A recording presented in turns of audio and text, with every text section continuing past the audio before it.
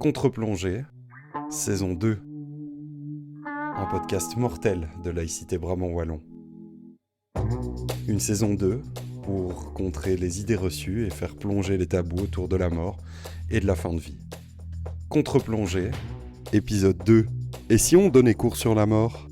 Une interview de Marc Mayer. Bonjour, dans un premier temps, est-ce que vous pouvez vous présenter, s'il vous plaît ? Donc moi, mon nom c'est donc Marc Mayer, je donne cours à l'école de santé publique et mon cours c'est fin de vie, philosophie et religion. Donc moi, à titre personnel, je suis par ailleurs conseiller moral à l'hôpital Erasme.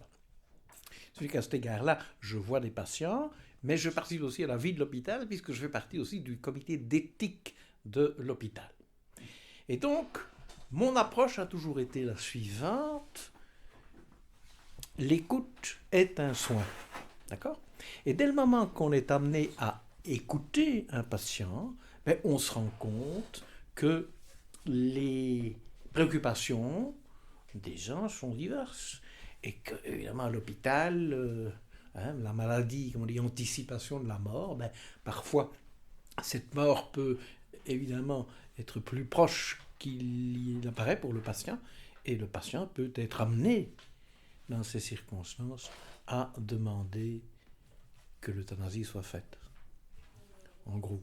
Mais, de manière générale, on peut quand même dire qu'on a la chance en Belgique d'avoir cette législation de 2002, et je dis toujours que l'acquis de cette législation, c'est d'avoir permis l'ouverture de la parole. On en parle librement. Ce qui veut dire qu'il y a des patients qui sont capables de parler d'euthanasie, mais ils sont contents d'en parler, et ça ne va pas plus loin. Et d'autres qui sont décidés, vivent une situation de mort ou de douleur insoutenable ou de situation irréversible. Donc là, ils demandent l'euthanasie. Alors là, moi, en tant que conseiller moral, je leur suggère d'en parler aux médecins. Vous avez un peu dressé un rapide portrait de ce que vous faisiez. Donc vous enseignez votre cours L'euthanasie, une histoire belge. Déjà, est-ce que vous pouvez un peu me dire à qui est destiné ce cours et surtout comment est-ce que vous le proposez, ce cours ?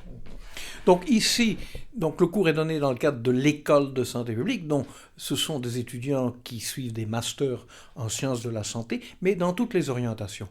Alors vous avez des gens qui seront des futurs gestionnaires d'institutions de soins, mais vous avez aussi des gens qui étudient l'épidémiologie, il y a des gens qui étudient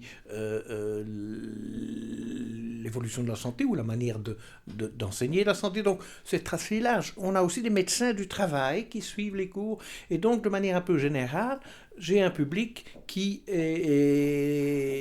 travaille dans le domaine de la santé. Mais ce qui est assez particulier, c'est que j'ai aussi des étudiants libres ou d'autres qui viennent notamment du CEPULP, de l'éducation permanente du bébé, qui sont plus âgés, qui sont intéressés par le cours, etc. Et donc qui viennent au cours. Alors, ce cours, il est structuré évidemment autour de la législation, mais c'est au-delà de la législation évidemment. C'est une approche, on va dire, philosophico-sociale. Et donc mon cours se base d'abord par ce que j'appelle clairement une approche philosophique. Pourquoi ? Je dis aux étudiants, et c'est d'ailleurs une des richesses en Belgique, le comité le comité consultatif de bioéthique ne cherche jamais les consensus, contrairement à ce qui se fait en France, et donc met en avant différentes positions. Ce qui a été le cas notamment pour l'euthanasie. Les différentes approches étaient mises en avant, et ce n'est pas au comité d'éthique de décider, c'est aux législateurs évidemment de décider comment vont orienter ou comment les lois devraient être orientées. Et donc, ce qui est intéressant en mettant en avant le fait que sur une question comme ça, il n'y a pas de consensus, mais il faut expliquer aux étudiants qu'il est clair qu'on ne peut pas, avec une vision, on va dire une vision laïque, libre-exaministe, et une vision religieuse, il faut expliquer ce que sont ces visions. Il faut expliquer par ailleurs que la laïcité n'est pas anti-religieuse. la laïcité est anticléricale, mais donc déjà les étudiants. Donc moi j'ai un cours longtemps sur ce qu'est la laïcité, ce qu'est la définition de la laïcité, et quel est l'autre monde, le monde à côté catholique. Et dans le domaine de la santé, c'est pas difficile quand on dit aux étudiants que la majorité des hôpitaux en Belgique sont catholiques, que le réseau catholique est important, que dans l'enseignement c'est un peu la même chose, et que dès lors, ces clivages existent et qu'il faut savoir de quel côté on se trouve. Voilà, ça c'est sur la première approche philosophique. Et puis, se dégage une approche un peu plus sociale, au sens où on aborde l'histoire de la mort. On aborde aussi la question de savoir que les choses ont changé. La douleur n'est plus la même. On est sorti de l'idée d'une société doloriste, d'accord ? On est sorti d'une société où l'Église avait une influence forte sur les décisions ou sur les législations. Et donc, d'une certaine manière, aussi sur le plan philosophique et spirituel, nous avons vécu un basculement des transcendances. Donc ces aspects philosophiques, ces aspects plus sociaux, et puis je leur explique aussi que la société a changé, la technoscience a changé. Il y a quelques années, on parlait de clinique de la douleur, donc quelque part, on a avancé sur ces aspects-là. Tout ça peut expliquer que cette loi a existé. Et alors, un dernier élément, parce qu'il faut aborder les questions aussi sur le plan politique, la Belgique a toujours été organisée sur le plan politique d'une certaine manière, les catholiques avaient beaucoup de poids en Belgique, mais en 2002, c'était la première fois que les catholiques n'étaient pas au gouvernement. Ce qui peut expliquer ces législations, fin de vie, soins palliatifs, droit des patients, enfin bon, un ensemble de choses qui sont nées en 2002, voilà, en gros. On le sent quand vous en parlez justement, la place de la laïcité justement dans ce cours. Quelle place doit prendre la laïcité dans l'apprentissage de la mort, de l'euthanasie ? Alors, ce qui est particulier, c'est que nous sommes quand même à l'ULB. L'ULB, c'est quand même une université laïque. Et parfois, il faut rappeler aux étudiants que l'ULB a une certaine histoire. Je leur rappelle, je rappelle un peu l'histoire de l'ULB. Je leur dis qu'ils ont la chance de pouvoir suivre un cours comme celui-là à l'ULB, parce que ce cours-là à l'UCL ne prendrait pas l'orientation ou n'aurait pas une approche, que je veux dire, rationnelle, comme on peut l'avoir ici, et d'une certaine manière engagée parce qu'il est clair que sur les questions éthiques, il faut marquer un point de vue laïque. Et ça, je leur explique aussi comment est organisée l'éthique en Belgique, comment les partis chrétiens ont toujours voulu que l'éthique soit un peu pyramidale, que les décisions viennent d'en haut, alors que non. Les comités d'éthique, heureusement, il y a eu des textes qui ont montré que c'était l'option locale qui primait. Donc, en réalité, on est toujours dans cette dimension horizontale. Et donc, même sur la dimension éthique, il y a des choses qui changent. Alors, la laïcité, quelle est la place de la laïcité ? Je pense que la place de la laïcité, elle est partout où il y a des questions éthiques qui se posent, parce que précisément, la laïcité veut aborder les choses en les dégageant des arguments d'autorité qui seraient défendus notamment par les structures religieuses ou d'autres.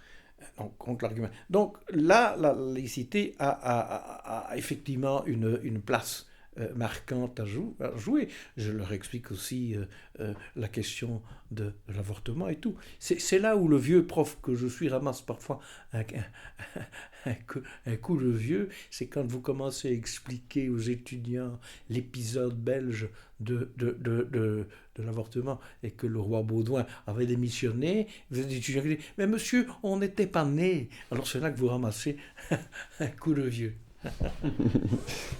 À côté de ça, par rapport à ce cours-là, vous exprimez aussi qu'il y a certains impacts en fait en termes de liberté de parole et d'action du patient. Est-ce que vous pouvez un peu nous expliquer pourquoi ?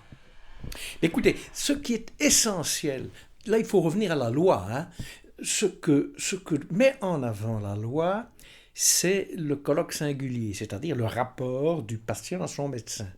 Et donc, la parole du patient est entendue et, je dis, peut être écoutée. Parce que le médecin a toujours le droit de dire « moi, je ne vous suis pas, la clause de conscience existe pour le médecin. » Mais dès le moment que la parole du patient est écoutée, on est là dans cette dimension essentiellement humaniste. Elle est riche, cette approche-là, parce que ça veut dire on peut tourner les choses comme on veut, c'est qu'en réalité,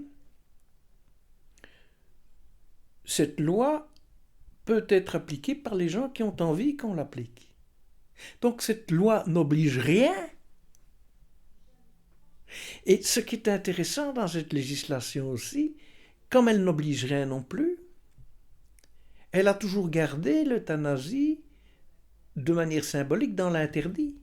Il est toujours interdit de faire des euthanasies en Belgique. Sauf lorsqu'on respecte un ensemble de conditions. C'est pour ça qu'on parle de loi de dépénalisation conditionnelle. Alors, dépénaliser, c'est pas légaliser. Dépénaliser, ça veut dire que ça permet aux médecins qui, s'ils respectent toutes les conditions, de ne pas être condamnés. Et ça, c'est une richesse, en gros. On peut dire aussi que la loi sur l'euthanasie, le fait de proposer une euthanasie n'est toujours pas un droit, en fait, en Belgique, finalement. Mais non, c'est pas un droit. C'est une dépénalisation conditionnelle. Alors, les étudiants, quand on dit dépénalisation, ils ne comprennent pas toujours. Alors, je leur dis, dans l'ordre juridique, vous avez la contravention, vous avez le délit et vous avez le crime. Une euthanasie est considérée comme un crime. Enfin, elle était systématiquement considérée comme un crime avant la loi. Enfin, elle était théoriquement. Ce qui était un petit peu injuste, c'est que les parquets n'agissaient pas nécessairement de la même manière d'une région à une autre, et donc il y avait un peu un flou. Et donc cette loi est venue contrecarrer tout ça. Et finalement, une bonne loi, c'est une loi qui suit aussi le développement, la manière dont vit la société. Avoir des lois qui sont en décalage sur la manière de vivre, ça ne va pas. Et donc, on est vraiment à un point extraordinaire. On peut toujours s'interroger, comment est-ce possible que nos amis français ne sont pas plus avancés sur cette question. Et là, je vois deux aspects qui sont... et qui existaient en Belgique aussi. C'est que d'une part, les médecins disent là, on n'est pas là pour tuer, et donc ils n'aiment pas le mot euthanasie. Moi, je ne l'aime pas non plus. Dans un ouvrage que j'ai écrit sur la sérénité partagée, je dis aussi que je préfère l'expression interruption volontaire de vie. Mais ceci dit, bon, les médecins ne veulent pas entendre parler de l'euthanasie. C'est pour ça que je pense que si la France légifère, ça va peut-être permettre aux gens d'un suicide assisté si les choses avancent, mais peut-être pas en présence du médecin, où ils vont peut-être faire en sorte que les personnels soignants... Enfin, les médecins veulent pas. Ils veulent pas. C'est dommage, parce que tous les médecins qu'on connaît en Belgique, qui ont la même expérience, disent clairement, et je reprends le terme que j'ai utilisé, de sérénité partagée, que ça se passe relativement bien, que ça se passe de façon apaisée, que même, je pense que sur le plan humain, ça peut être une richesse. Je pense que c'est quand même toujours éprouvant, mais sur le plan humain, on est parfois très étonné de voir la réaction des gens. Et souvent, les patients qui ont décidé, ils ont comme une sérénité qui peut nous étonner, qui peut nous aider. Parfois, moi, je suis devant un patient, chapeau bas, parce que... je me souviens d'un patient qui me disait, mais dans le fond, vous savez, je vais mourir, mais en réalité, je ne suis pas mort. Je vais continuer à vivre puisque mes enfants, on les gêne. C'est extraordinaire d'arriver à dire ça. Vous avez anticipé ma prochaine question en partie, mais justement, c'est très très bien. En 2013, donc, vous écriviez votre livre L'euthanasie, une sérénité partagée, une question de santé publique. Aujourd'hui, actuellement, on est à 23 ans après la loi de 2002 sur l'euthanasie. On est environ 12 années après la publication de votre livre. Est-ce qu'aujourd'hui, en 2025, la situation sur la fin de vie en Belgique, c'est toujours une sérénité partagée? Je ne peux pas généraliser les choses parce que d'abord, en tant que conseiller moral, il m'arrive d'avoir l'un ou l'autre cas d'euthanasie. Mais non, on sait qu'aujourd'hui, le nombre d'euthanasies a augmenté. Ça fait quand même une dizaine d'euthanasies par jour qui se font. Mais je pense que de manière globale, on peut voir que dans les rapports que les médecins ont 4 jours pour remettre un rapport à la commission d'évaluation de l'euthanasie, sur les rapports, de manière générale, on peut dire que quand les médecins s'expriment, c'est précisément pour expliquer cette sérénité. Donc je pense que de manière générale, les choses se passent de manière très, très apaisée. Beaucoup plus apaisée qu'on ne l'imagine. Deuxième chose qu'on imaginait aussi, et que beaucoup de chrétiens avaient dit déjà, mais il y a en 2002, ça va être la pente glissante, vous allez avoir un nombre incalculable d'euthanasie. Ben non, on reste dans les 3,5% de décès en Belgique. Ça n'est pas énorme. Donc ce nombre est un petit peu équivalent à ce qui se passe aux Pays-Bas. Alors les gens disent, oui, mais enfin, comment c'est possible? Il y a des jeunes aussi. Bon, vous savez, il y a eu, l'année dernière, il y a eu un jeune qui a vécu une euthanasie. Situation dure pour les jeunes, parce que la loi sur l'euthanasie des jeunes donne 4 conditions supplémentaires par rapport aux lois. Il faut l'accord parental, vous imaginez, l'accord des parents. Il faut que ça ne soit qu'en phase terminale. Ça ne peut pas être des maladies psychiques. Et il faut l'avis d'un pédopsychiatre en plus. Donc, vous vous rendez compte que c'est quand même lourd. On a parlé un peu du passé, du présent finalement, et par rapport à l'avenir, vous, de votre regard de professeur, mais aussi de conseiller moral laïque, je pense que c'est important. Comment vous voyez l'avenir justement par rapport à la fin de vie en Belgique? Est-ce que pour vous, vous êtes optimiste? Est-ce que vous pensez que par rapport aussi à la situation globale du monde, on parlait de politique tout à l'heure, et la direction que prend un peu le monde actuel qu'on connaît, est-ce que vous pensez que la fin de vie est préservée ou pas? Mais je pense qu'il faut se rendre compte que la législation telle qu'elle existe en Belgique est efficace pour des gens qui peuvent s'exprimer. Malheureusement, tous les patients ne sont pas en mesure de s'exprimer. Et donc, la loi s'applique difficilement. Alors, on a parlé de la possibilité qui est de remplir des déclarations anticipées. Mais ces déclarations anticipées ont une faiblesse que les médecins mettent bien en avant, c'est-à-dire que quand vous faites une déclaration anticipée, vous êtes bien. Vous n'êtes pas la même personne qui vit la situation difficile. Donc, est-ce qu'il faut tenir compte du point de vue de quelqu'un qui était bien plein? Oui, c'est très difficile. Donc, je pense qu'il faut encore réfléchir sur les déclarations anticipées pour l'avenir, éventuellement adapter la loi pour que cette déclaration anticipée puisse être plus contraignante, notamment pour le médecin ou pour l'entourage médical au moment où la situation devrait se poser. Donc pour moi, c'est quelque chose d'important. Deuxième difficulté, c'est qu'on a dit, il y a 2 types de maladies. Vous avez des maladies physiques, c'est évident, mais vous avez des maladies psychiques, psychologiques. Et là, il y a parfois une difficulté parce qu'il y a un certain monde psychologique ou psychiatrique qui disent les maladies psychiatriques ou psychologiques ne devraient pas entrer en ligne de compte pour l'euthanasie.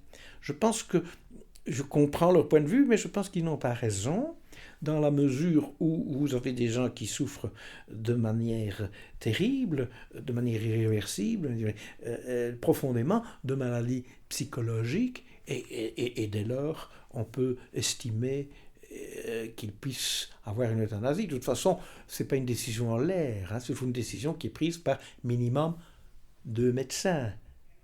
Pour autant que la mort, ça arrive à brève échéance. Si la mort est plus longue, c'est 3 médecins mettent un avis favorable à une euthanasie. Donc vous êtes quand même relativement confiant pour la suite en Belgique. Quel est votre avis là-dessus? Mais écoutez, on peut jamais...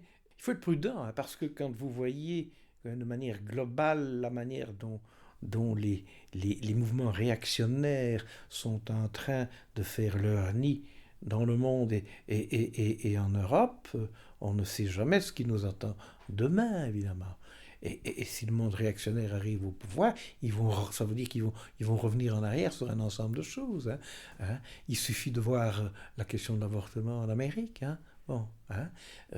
Ici en Belgique, on sent bien qu'on n'arrive pas à avancer sur la question de l'avortement parce que les partis chrétiens qui sont encore parfois au pouvoir en Belgique freinent. Hein. On trouverait normal, puisque tous les scientifiques nous disent 18 semaines, ce serait tout à fait normal pour l'avortement, on n'arrive pas à l'obtenir. Donc, d'une certaine manière, il faut se méfier. C'est une des raisons pour lesquelles les lois sur l'euthanasie, on pense bien qu'elles pourraient être améliorées, mais c'est toujours délicat, parce que dès le moment qu'on met en chantier une loi qui dit que certains ne vont pas en profiter pour revenir en arrière. C'est toujours le problème.